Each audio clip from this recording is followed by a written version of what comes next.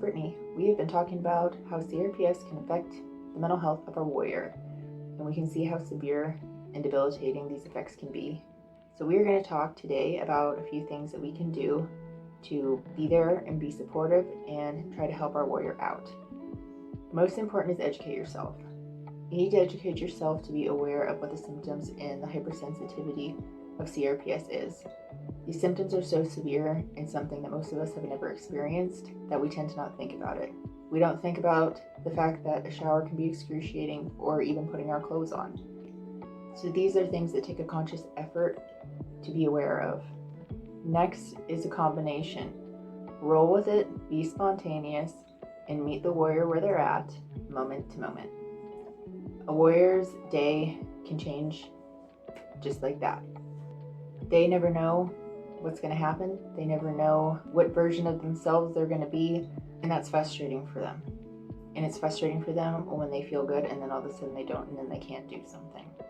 Brain fog also. They can't remember things. They're already embarrassed. They already feel stupid. We don't need to criticize and belittle them to make them feel even more so that way, because this is something that they don't have control over. They're not doing it on purpose. And this is also where spontaneity fits in this. If they're having a feel-good day, get them out of the house. If they're not, that's okay too. We're going to be spontaneous. It's okay if we have to reschedule appointments. It's okay if we have to do this. But today you're feeling good, so I think it'd be really good for you to get out of the house. This is meeting them where they're at. This is rolling with it every day. And the more that we can adapt and we can do this, the more that we can show them how much of a burden they aren't. Next is positivity. Positivity is key. Warriors can see things negatively. This is something very traumatic and negative that has happened to them and turned their whole world upside down. So they can see things negatively. This is especially true with doctors and treatments. If warriors have been through the ringer with multiple doctors, have tried a bunch of treatments and they haven't really helped, they expect every treatment not to work. They expect every doctor to be a turd. Our job is to try and be positive. We want to be able to sit in the dark with them as long as it takes for them to come out, and we want to love them for as long as it takes until they learn to love themselves again.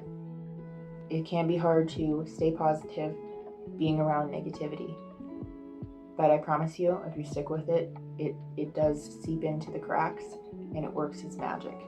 So try to stay positive. Try and show them the positivity and bring them into the light. Another big thing with all of this is acceptance. We want our warriors to accept the fact that they have this disease, but we also need to accept the fact that they have it too.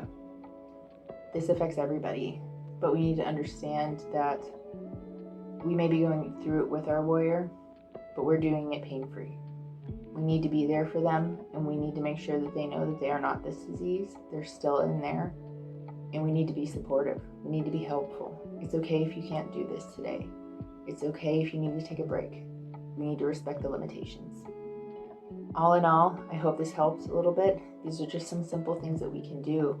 Educate yourself so you know what they're hypersensitive to. Be observant so you know what your warrior specifically is hypersensitive to. Every warrior is different.